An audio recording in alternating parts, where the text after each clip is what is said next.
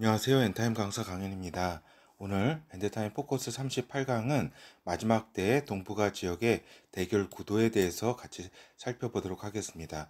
그러니까 동북아 지역에 있는 이렇게 한국으로서 한국이 지금에 있는 처지라 그럴까 이런 부분도 한번 살펴보는 것입니다. 그래서 2023년 그 5월 초에 이런 그 지금의 모습은 어떠한가라고 할 때에 일단은 한미일 삼각 안보 협력 체제가 이제 형성되었다라고 하는 것입니다.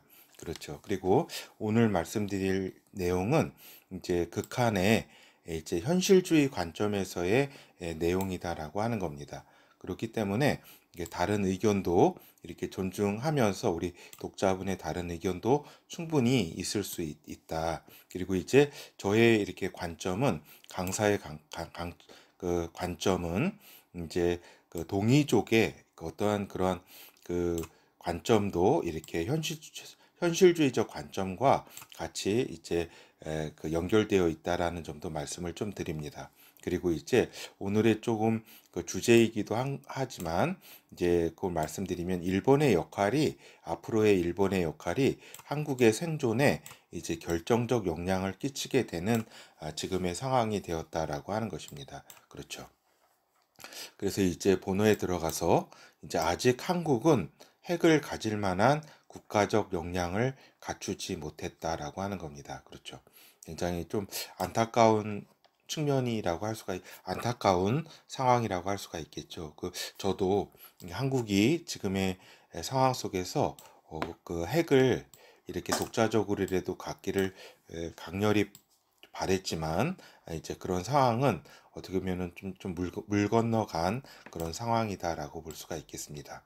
그래서 이제 냉철한 이렇게 마음으로 시각으로 볼 때에 국제 질서적 측면에서 이제 국가적 역량이라고 하는 거는 이제 우리 한국의 그 내적인 어떤 역량뿐만 아니라 국가 외적인 어떤 외부적 환경까지 포함한 그런 상황이다. 그래서 국제 질서적 측면에서도 이것이 결정적이다라고 하는 겁니다. 그러니까 세계는 그래도 이제 많이 힘이 빠진 상태임에도 불구하고 영국이라든가 미국이 힘이 많이 빠졌어도 앵글로 섹슨이 이제 지배하는 이제 그런 세계다라고 하는 겁니다. 그래도 세계는 그래서 자유 세계에서 이제 50년대 프랑스조차도 이제 자체 결단에 의해서 핵을 이제 보유하게 된 것이다라고 하는 겁니다. 그렇죠.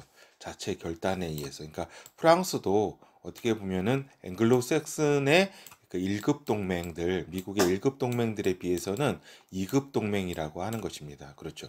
그렇기 때문에 이제 한국의 핵을 미국은 용인하지 않는 것이다라고 하는 겁니다. 이것은 단순히 한국이 뭐 이렇게 저기죠. 뭐 섭섭해하거나 뭐 이럴 상황이 아니라 이렇게 세계의 어떤 패권 구도가 그렇다는 겁니다.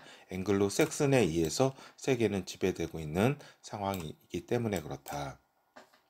그래서 이제 한국은 이제 미국에 냉철하게 얘기하자면 상급 동맹이다라고 하는 겁니다. 상급 동맹. 그래서 이번에 미국 한국 회담으로 그러니까 원래는 한미 회담이라고 표현해야 되지만 제가 국제 현실적으로 미국 한국 회담이라고 했습니다. 그건 이해해 주시기 바랍니다. 하여튼 상급 동맹 상황에서 이번에 미국 한국 회담으로 2.5 동맹으로 이렇게 상승을 한 상황이다라고 이렇게 볼 수 있다라고 하는 겁니다. 그래서 그 한국의 핵무장을 이렇게 미국이 이렇게 그 허용할 경우에 있어서 세계의 핵 도미노를 미국이 감당할 수 없다라고 하는 겁니다. 이거는 굉장히 이게 그러니까 한국의 제가 민족적 또 국가적 상황에서 판단하는 것이 아니라 그 국제적인 시각에서 판단하고 있는 것입니다. 그래서 일본의 경우에는 미국의 2급 동맹이라고 하는 겁니다. 그렇죠. 이런 동맹이라고 하는 거는 지금 2급, 1급, 2급 동맹은 인종이라든가 그다음에 국력이라든가 역사적 맥락이라든가 어떤 강대국의 어떤 그런 세계를 살아온 모든 것이 다 이렇게 총체적인 그런 역량을 녹아 들어간 것이다라고 하는 겁니다. 그래서 일본 같은 경우에는 미국의 2급 동맹이다. 그러니까 프랑스, 독일에 이렇게 백인들의 이런 수준이죠. 그러니까 프랑스, 독일도 미국의 2급 동맹이라고 하는 겁니다. 그렇죠. 그래서 이제 그 같은 이제 또 백인이라도 이 그 저기죠. 그 동유럽 폴란드라든가 이런 경우는 또 한국처럼 3급 미국의 3급 동맹이라고 할 수가 있겠죠. 그렇죠. 그래서 일본의 경우에는 이제 가까운 2급 동맹으로서 가까운 시일에 핵 보유를 이면적으로 미국이 인정해 줄 가능성이 크다라고 하는 겁니다. 알겠죠? 그래서 여기서 가까운 시일이라고 하는 거는 이제 중국의 대만 침공이 거의 확정적으로 진행될 때, 이때 미국이 어떤 이 동북아 사수 의지가 강하게 한층 업그레이드 됐을 때를 의미합니다. 그리고 또한 북한의 미사일 등이 일본 영토에 사고등으로 떨어졌을 때, 이때 일본의 그 여러 여론들이 비등할 때에 핵무장에 대한 그 일본의 합의가 이루어졌을 때는 이것을 이제 미국이 이제 이면적으로 이제 인정해 줄 가능성이 크다라고 하는 겁니다. 그리고 일본의 핵 보유는 이것이 세계 핵 도미노로 이어지지는 않는다라고 하는 거죠. 이런 이제 좀 어떻게 보면은 굉장히 냉철하고 이러한 이제 우리가 국제 현실에 대해서는 우리가 만족하건 만족하지 못하건 그 상관없이 세계는 한국 중심으로 돌아가는 것은 아니다라고 하는 거죠. 그리고 이제 국내 정치적 측면에 있어서는 자유민주주의 추구 정권의 불안정성이 계속 상존해 있기 때문에 미국으로서는 더욱 이러한 이제 국내 한국의 어떤 정치적 측면을 볼 때에 핵을 용납할 수는 더욱더 없는 상황이다. 즉 주사파 정권의 탄생 가능성과 반미 국가화의 가능성이 상존한다. 항상 존재한다라고 하는 겁니다. 그래서 지금 이제 지금의 정권이 이제 그 친미 정권이지 언제 반미 정권화 해서 한국이 이렇게 그 움직일지 모르는 그런 가능성이 항상 있기 때문에 핵을 미국이 용납할 수는 없다라고 하는 것이죠. 그래서 이거를 우리가 또 이렇게 알아야 되겠고, 또 하나는 이제 한국의 경제가 국제 제재 등을 견딜 체력을 갖추어야 자체 핵무장 결단이 가능한데, 핵 문제가 아니더라도 이제 이러한 제재가 아니더라도 지금 한국 경제의 생존력이 매우 취약한 상태에 있다라고 하는 것이죠. 그래서 이런 제재는 지금커녕 제재를 적어도 1, 2년은 견뎌야 되는데 그것도 이제 미국의 어떤 가장 약한 수준으로도 이렇게 1, 2년은 국제 여러 가지 제재라든가 이런 거를 미국이 세계의 핵 도미노를 막기 위해서도 이거를 견딜 체력이 있어야 핵무장 결단이 가능하다, 한국에. 그렇지만은 이러한 것을 견딜 만한 한국의 경제 생존력이 매우 취약한 상태에 있기 때문에 이렇게 핵 그 보유 역량이 안 된다라고 이렇게 말씀을 이렇게 갖추지 못했다고 말씀을 드리게 되는 겁니다. 그리고 이제 그러니까 지금은 이제 북한 김정은뿐만 아니라 이제 중국 러시아까지 이제 대결 구도가 이제 가시화되었다. 근데 이제 마지막 때 동북아 전쟁을 생각할 때는 미국의 전술 핵이라도 국내에 배치를 해야 하나. 그렇죠. 그렇지만 안타깝게도 사드조차도 이제 배치하기 어려운 국내 정치적 환경이다라고 하는 겁니다.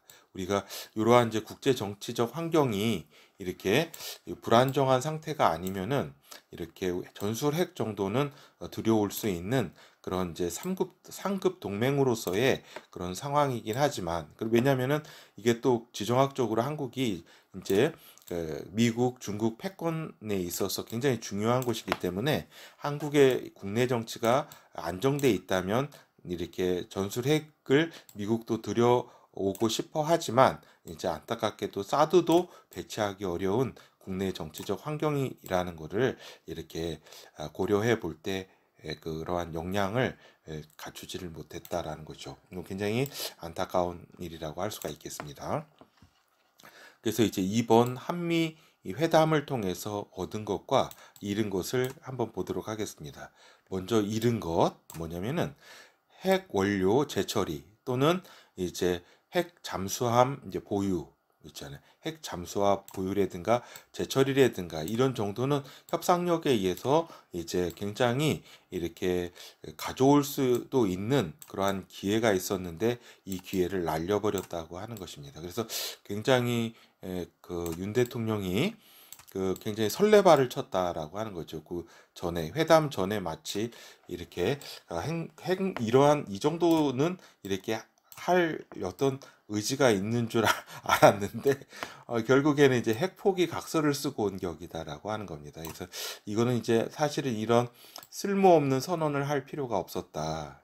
이 핵 포기에 대해서 결국에는 이게 그 NPT 그 조약을 이렇게 준수하겠다는 건데 쓸모없는 선언을 할 필요가 없었는데도 선언을 했다. 그리고 원전을 수출하는 데 있어서 스스로 자물쇠를 채웠다라고 하는 겁니다. 거기 뭐 지적재산권 존중이라든가 여러 가지 그러한 이제 미국으로부터 온 여러 가지 그 핵 발전소 그런 기술 등 여기에 대한 이제 그 저기죠 그 그런 기술이 완전히 독자적인 한국 것이 아니기 때문에 이런 이제 원전을 수출하는 것조차도 이제 스스로 자물쇠를 채운 이러한 격이 되었다라고 하는 겁니다. 그리고 약속을 받은 핵 확장 억제라고 하는 것도 아무 의미 없는 이야기다라는 것을 이렇게 말씀을 드립니다. 그 말만 장황하지 아무 실속이 없는 그리고 이거는 그냥 핵 확장 억제라는 거는 그야말로 현실적 상황에서는 아무 쓸모없는 그렇죠. 어떤 수사라든가 이런 거는 충분히 가능하지만 이제 그 개념적으로도 핵 확장 억제가 개념적으로도 더 발전한 건 없다라고 하는 겁니다. 뭐 핵 공동 사용이라는 것 자체도 이제 그 실상은 그 미국이 그러한 말도 한 적이 없고 이런데 한국에서 괜히 이제 미디어 이제 언론 플레이를 하는 것이죠. 그래서 이러한 이제 우리가 잃은 것이다라고 하는 거죠. 그래서 이제 어떻게 보면 이런 상황 가운데 핵이 없이 한국은 이제 마지막 때를 이제 맞이하게 되는 이러한 상황에 우리가 놓이게 됐다라고 하는 거죠. 이건 이제 부정적인 측면이 그렇고 또 이제 얻은 것 긍정적인 측면은 어떤 거냐면 이제 마지막 때에 동북아 대전에 구도의 변화 가능성이 있다라고 하는 겁니다. 동북아 대전의 구도의 변화 가능성. 요거는 이제 바로 뒤에 말씀드리도록 하겠습니다. 그리고 이제 미국은 한국의 용도에 대해 다시 한번 생각할 기회를 갖게 되었다라고 하는 거죠. 어떻게 보면은 이제 그 한국에 대한 미국의 용도가 어떻게 보면 저기 있죠. 그 어떤 그 동아시아판 우크라이나가 이제 한국의 용도라고 보면 되겠습니다. 알겠죠? 그 동아시아판 이제 그 우크라이나가 한국이 가진 여기 동북아 구도 대전의 구도의 어떤 상황인데 이제 이것을 미국이 그래도 다시 한번 생각할 기회 적극적으로 그러한 구도가 변한 건 아니지만 아직까지 그런 상황이 된 거죠. 그리고 이제 미한일 동맹 구도로의 가닥이 그래도 잡혀 있다. 아직은 한미일 삼각 안보 협력 체제가 지금 이제 이렇게 어떤 그런 체제가 됐는데 이제 그 동맹으로서 동맹 구도로의 동맹이란 말은 쓰지 않더라도 사실상 동맹 구도로의 가닥 미한일 제가 이런 한미일이라고 하지 않고 미한일이라고 한 거는 국제 현실적인 측면에서 말씀드린 겁니다. 이렇게 그래서 이제 지금의 이렇게 구도라고 하면은 동북아판 우크라이나가 한국에 피할 수 없는 운명인가 이렇게 제목을 잡은 거는 동북아판 우크라이나가 지금 한국이 처한 이제 냉혹한 현실이라고 하는 것을 말씀드리고자 하는 겁니다. 그래서 미국의 동북아 전략은 어떤 거예요? 중국이 대만을 침공하게 될 때에 당연히 북한은 한국을 침공하는 건 뭐 상수지요. 뭐 이거는 뭐 더 뭐 말할 것도 없는 거고 같이 협공한다는 거는 이러할 때에 한국과 연동하면서 이제 한반도를 우크라이나 모델로 활용할 가능성이 거의 이제 미국의 지금까지의 동북아 전략이다라고 하는 겁니다. 그렇죠. 그러니까 우크라이나 지역을 유럽에서 우크라이나 지역을 통해서 러시아의 힘을 뺐듯이 한반도 지역 예, 특히 지금 북한이 핵을 가지고 있기 때문에 한국이 그 전장이 될 가능성은 충분히 예상 가능하다라고 하는 겁니다. 왜냐하면 핵을 가지고 있기 때문에 한국이 방어적 측면에서밖에 처음엔 핵부터 쏘지는 않을 거잖아요. 그죠? 북한이 공격해 올 때.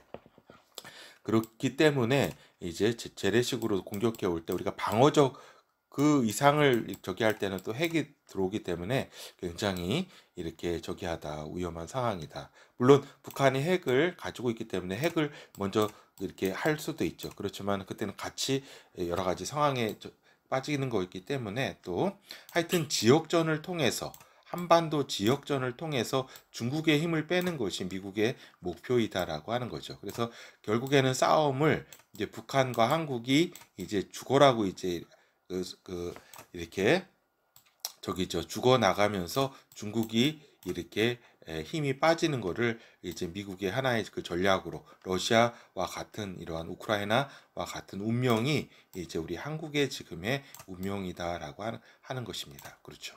이러한 상황 가운데 이제 중국 같은 경우도 이제 미국, 일본과 이제 전면전은 가능성이 이길 가능성이 없기 때문에 이제 중국, 일본, 미국 등 이런 나라들은 본토 등은 서로 공격하지 않기로 하는 암묵적 합의를 통해서 전쟁을 이제 치러질 수 있다라고 하는 거죠. 마치 우크라이나 전쟁 지역에서 러시아 지역도는 이제 타 유럽 국가로 번지지 않으면서 이제 그것을 전쟁을 통제하는 것과 컨트롤하는 것과 같다라고 하는 거죠. 그렇죠. 그래서 이제 이러한 이제 암묵적 합의하에 이제 중국도 이제 미국과 일본이라든가 이런 나라들도 다 이제 이 한반도에서만 특히 한국의 이런 전쟁이 될 우크라이나 이런 판이 될 가능성이 지금의 한국에 피할 수 운명이다라 지금의 현실이다라고 하는 겁니다. 근데 과연 이것이 이 운명이 피할 수 없는 것인가 이렇게 우리가 생각해 보지 않을 수 없는 겁니다. 그래서 이제 이 구도의 벗을 벗어나야 하는 것에 한국의 명운이 달려 있다라고 하는 거죠. 이 구도의 덫 뭐예요? 동아시아판 이제 우크라이나 이것이 이제 한국의 명운이 달려 있다. 여기에 벗어나야 되는 것이.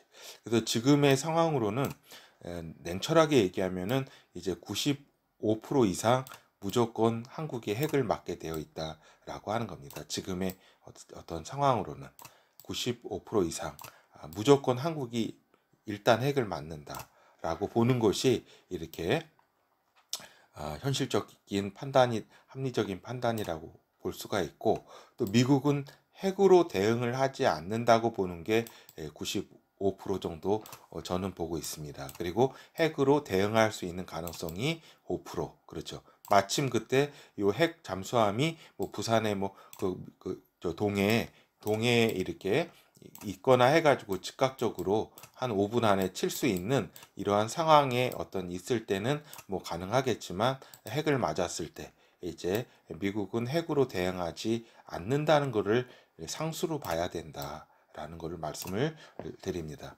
물론 이제 지금 말씀드릴 거는 한국의 내부에서 많은 난관이 있겠지만 이제 일본을 동북아 전쟁에 적극 참여하게 해야 하는 것이 한국의 이제 외교적인 목표가 돼야 된다라는 것을 말씀을 드립니다. 그래서 한국이 지금 같은 상황에서는 이 구도의 벗에서 이제 우크라이나의 운명을 맞이할 수밖에 없는 이러한 상황 가운데 이제 일본이 동북아 전쟁에 적극 참여하게 모든 외교적 전략을 다 짜야 된다 한국이. 그리고 일본이 핵을 보유하는 것이 중국, 북한, 러시아 동맹에 맞서서 가장 현실적으로 한국의 이익에 부합한다라는 말씀을 이렇게 드립니다. 그래서 이런 말씀을 드리면서 제가 이제 한국의 내부에서 이러한 난관이 이러한 이제 의견에 뭐 거의 뭐 동조하지는 않겠죠. 그렇죠. 그렇지만은 말씀을 드리는 겁니다. 그래서 이제 한국이 북한의 핵을 맞았을 때 일본이 북한의 그 대응 핵을 날릴 가능성이 미국보다 크다라고 하는 겁니다. 그렇죠. 미국은 95% 정도는 핵으로 대응하지 않는다. 그리고 뭐 여러 가지 핵 공유니 이런 거는 다 연불이다라고 하는 겁니다. 공연불이다라고 하는 것입니다. 그렇죠. 그래서 그러니까 일본이 이럴 경우 북한에 대응 핵을 날릴 가능성이 미국보다 큰 거는 뭐예요? 저기죠. 그 일본의 그 위험도 북한의 핵 위험도 같이 봤기 때문에 이 한국이 그나마 싸울 때 멸망하지 않았을 때 같이 대응해야 된다라고 하는 그러한 그 전략적 어떤 이익도 있는 겁니다. 현실적인. 그래서 미국은 일본의 핵이 없으면은 또한 핵 대응을 하지 못한다라고 하는 겁니다. 미국 혼자서는 중국에 맞서서 또 북한의 그 핵 대응은 하지 못한다. 북한만 있으면은 대응도 가능한데 또 중국이 있기 때문에 그렇다라고 하는 거죠. 그래서 이제 일본이 핵을 소유하면은 중국이 또한 한국의 핵을 직접 때리기는 굉장히 결심을 해야 되는 상황이다라고 하는 겁니다. 그렇기 때문에 그 일본이 핵을 보유하는 것이 한국의 이익에 부합하다는 이렇게 저의 견해를 말씀드리고 있는 겁니다. 알겠죠? 그래서 이제 일본에 중국이 핵을 때리면은 또한 미국은 중국의 핵을 때릴 가능성이 크다라고 하는 겁니다. 알겠죠? 그래서 이거는 즉 다시 말씀드려서 한국의 안보는 뭐예요? 일본에게 현실적인 것이다라고 하는 겁니다. 미국과는 굉장히 거리가 있기 때문에 그 한국의 안보 현실이 일본에게는 그야말로 현실이다라고 하는 겁니다. 그리고 일본의 안보는 이제 미국에게 아주 현실적인 것이다. 일본이 무너지면 태평양 전체가 무너지기 때문에 바로 코앞까지 중국의 그 무력이 이렇게 맞닥뜨리는 그런 상황이기 때문에 미국으로서는 그 일본이 무너지는 거는 공포 그 자체라고 하는 겁니다. 그래서 한국은 어쩌면은 그냥 미국의 입장에서는 버릴 수도 있는 카드입니다. 버릴 수도 있는. 그러나 일본은 미국이 자신의 현실적인 그런 안보적 현실이다라고 할 때에 이제 어떠냐. 그러니까 즉 자기 나라를 전장화하는 것보다 그러니까 일본도 그렇고 미국도 그렇고 그 이전의 전쟁에 집중하게 된다. 즉 폴란드가 왜 그토록 국방력 강화와 우크라이나를 그렇게 지원하는가? 지금 폴란드의 마음은 다른 여타 유럽의 이런 나라들의 마음과는 전혀 차원을 달리한다라고 하는 겁니다. 이 우크라이나 전쟁이 폴란드의 그 안보적 현실을 그대로 이렇게 느끼고 있다. 폴란드가 이것처럼 이와 같이 이제 우리 한국의 안보를 미국이 직접 느끼지를 못한다. 이러한 단계가 있는 것이다. 우리의 안보를 일본의 안보를 미국이 그만큼 절실하게 느끼게 된다라고 하는 겁니다. 그래서 이제 우크라이나가 망해서 장차 폴란드 지역이 전쟁터가 되는 것보다 우크라이나가 그나마 있을 때 온 힘을 다해서 도와서 막는 것이 폴란드의 생존 전략일 수밖에 없다. 즉 한국이 이렇게 망하면은 이제 일본에게 있어서는 너무나 큰 이제 상황이기 때문에 이제 이렇게 이런 이제 한국의 그 적극적인 어떤 방어에 일본이 이 힘을 쏟게 되는 것이다라고 하는 거죠. 그래서 지금의 상황은 이제 병참 기지 또는 핵 전략 등 그렇죠. 물론 이제 이러한 이제 말씀을 드리는 거는 이렇게 한국의 어떤 그 정치 어떤 지형이 이렇게 친 중국이라든가 친 김정은 그 세력으로 넘어가지 않았다는 것을 전제로 하고 말씀을 드리는 겁니다. 그렇게 넘어갔을 때는 또 다른 어떤 그런 여러 가지 시나리오가 전개되겠죠. 그래서 지금의 상황은 이제 병참 기지 또는 핵 전략 등 일본의 행보에 한국의 운명이 달려 있는 상황이라는 것을 말씀을 좀 드립니다. 그렇죠. 그래서 일본은 그리고 또 아까 방금 말씀드린 것처럼 미국이 끝까지 지키지 않을 수 없는 그런 이제 안보적 이익을 가지고 있는 것이다라는 걸 말씀드리면서 그래서 이제 이러한 의견에 이제 한국의 일반 정서로 볼 때는 또 이해하기 어려운 또 동의하기 어려운 그러한 부분들도 많이 있을 줄 압니다. 그렇죠. 그렇지만은 지금의 상황 등을 종합 판단해 볼 때에 일본이 한국에 결정적으로 중요하다. 어쩌면 미국보다도 아까 말씀드린 것처럼 지금까지 미국과 지금 한국은 이제 동맹 관계에 있지만 이제 미국은 언제라도 또 철수를 이게 한국의 상황에 따라서 철수도 할 수도 있고 여러 상황이 있지만 지금 일본은 이제 한국의 이제 결정적으로 중요하다라고 하는 말씀을 좀 드립니다. 또 여기에는 또 저의 이제 동의적 이런 역사적 관점이 또 들어가 있기 때문에 또 이제 이 동북아 지역을 이 동이와 천손족과 이 중화 세력의 그 화족의 대결이라고 하는 그러한 입장도 이렇게 좀 녹아져 들어 있다는 것을 말씀드리고 또 여기에 또 완전 동의하지 않는 분들도 있을 것으로 생각이 됩니다. 하여튼 이제 마지막 때에 들어가서 이제 전쟁이 난다고 한다면 이제 마지막 때는 그 전쟁으로부터 시작되는데 처음에는 그 중동 지역의 남방왕 북방왕 전쟁으로 시작되고 그 다음에 이제 동북아 전쟁을 할 텐데 이제 일본이 무장을 갖춘 상태에서 이제 상해 등 중국 남부 지역을 먼저 공격할 수도 있다라고 하는 겁니다. 그러니까 이 마지막 때가 가서 그 전이 아니라 들어가서 전쟁이 난다면 어느 정도 이제 일본이 무장을 갖춘 상태에 이제 그 마지막 때에 돌입하기 때문에 이렇게 이제 그 대만 수호를 명분으로 해서 먼저 일본이 중국을 이렇게 그 공격할 수 있다라고 하는 겁니다. 그렇죠. 이거는 이제 역사적 경험 등을 볼 때 충분히 그럴 수 있는 나라다라고 하는 겁니다. 그리고 한국의 지금의 수준으로는 북한의 핵무기 공격이 확실시 되는 상황에도 먼저 칠 정신적, 군사적 준비가 되어 있지 않다라고 하는 겁니다. 알겠죠?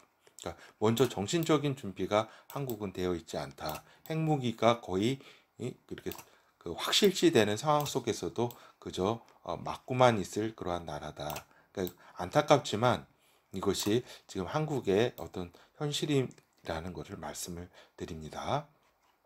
그래서 이제 그 지금의 한국 상황을 냉정히 판단해 보면은 이제 마지막 때 한국은 핵무기를 준비하지 못한 상태에서 핵무기를 맞을 가능성이 매우 매우 높다라는 말씀을 드리고 그러나 유일하게 맞지 않는 방법은 그야말로 하나님의 은혜뿐이다라고 하는 이런 말씀을 드립니다. 어떻게 보면은 그 제가 이제 엔타임 포커스 부분은 웬만하면 이제 그 성경 부분은 그 좀 배제를 하면서 말씀을 이렇게 드리려고 하는데 하나님의 은혜뿐이 없다라는 말씀을 드립니다. 그리고 제가 또 어제 이러한 이제 핵무기가 없는 상황에서 이제 한국에 대한 좀 기도를 드릴 때 이제 핵무기로 이렇게 한국을 또한 그 지킬 수는 없는 것이다. 결국 하나님의 이렇게 의지로 한국이 이렇게 지켜지는 그런 수밖에 없다. 이런 또 이렇게 내면에 그런 또 생각이 이렇게 들더라고요. 그렇죠. 하여튼 하나님의 은혜뿐이다라는 겁니다. 이렇게 여러 가지 그 국제 정세를 이렇게 보더라도 그래서 지금 한국이 힘을 기울여야 할 거는 무엇이냐? 그거는 마지막 때는 전쟁의 시기라는 것을 명심해야 된다. 이것은 이제 필연적인 성격을 가진 예언이기 때문에 그렇다. 예언은 필연적으로 발생하는 그러한 그 상황이기 때문에 평화라는 건 없다 마지막 때. 그래서 가짜 평화에 이런 미혹에 굉장히 주의를 해야 된다라고 하는 겁니다. 그렇죠. 우리 군사력을 다 포기해야지 여기 한국이 어떤 평화를 지킬 수 있다라든지 이러한 이제 김정은 세력이라든가 그 친중 세력에게 친중의 나라를 이렇게 넘겨서 평화를 찾고자 하는 거는 이거는 노예가 되는 거죠. 그렇죠. 뭐 살 수도 없고 그런 마지막 때. 그래서 군사적으로는 이제 핵무기 외에 이제 무기의 대대적인 확충에 들어가야 된다라는 말씀을 드립니다. 그래서 쓸데없는 곳에 이렇게 저기 하지 말고 이렇게 지금 무기를 지금 생산하는 일에 굉장히 집중해야 된다는 말씀을 드리고 또 이제 다들 아시겠지만은 이제 항모등 필요한 것이 항모등이 지금 필요하지 않다. 한국 근해에서 이제 얼마 정도 이게 천해라 그러죠. 이제 낮을 천, 얕을 천. 그래서 낮은 바다에서 싸울 수 있는 이제 중소 규모의 함정이 지금 필요한 상황이다라고 하는 거죠. 그리고 이제 그 가성비 있는 드론의 양산이라든가 지금 보면은 한 대 5천만 원 이상의 드론 몇 대만 가지고 이렇게 이런 지금의 상황으로는 이렇게 안 된다라고 하는 겁니다. 그래서 지금 드론을 막을 수 있는 그런 시스템도 갖추어져 있지 않고 막 이렇죠. 그거 다 그래서 그 쓸데없는 지금의 이란산 드론이라든가 이런 게 오면은 이제 한 10만 원, 20만 원 정도짜리 이런 것들로 이제 수천만 원짜리 하는 미사일이라든가 이런 거를 다 낭비하는 이러한 것도 하나의 그 저희 저기잖아요. 어떤 전술이기 때문에 저기 있잖아요. 소비시키는 전술이기 때문에 하여튼 가성비 있는 드론과 이것을 막아낼 수 있는 뭐 이건 뭐 제가 군사 전문가도 아니고 하여튼 이런 뭐 더 잘 독자님들이 잘 아실 테니까 더 말씀을 안 드리겠습니다. 그리고 이제 내부적으로는 뭐예요? 친중 세력과 친김정인 세력의 바로를 막는 것이 한국의 그 안보와 이런 상황에 굉장히 이렇게 중요하다. 그리고 경제, 문화적, 국가 역량 강화에 힘을 쏟아야 된다라고 하는 거죠. 그렇죠. 그래서 이렇게 보면은 이렇게 그 민주 세력이라고 하는 그 세력 중에 이렇게 그 저기죠. 요 친김정은 세력, 친중 세력은 제거를 해야 된다라고 하는 겁니다. 그러니까 진짜 민주 세력, 진짜 진보 세력, 그렇죠. 한국의 어떤 주권을 인정하고 이러한 상황 속에서 이제 그러한 분들이 또 이렇게 같이 이제 저기 한국을 위해서 같이 저기 해야죠. 어떤 주역이 돼야 되겠죠. 그 주역 한국의 주역 가운데는 친 김정은 세력과 친중 세력은 배제시켜야 된다는 이야기입니다.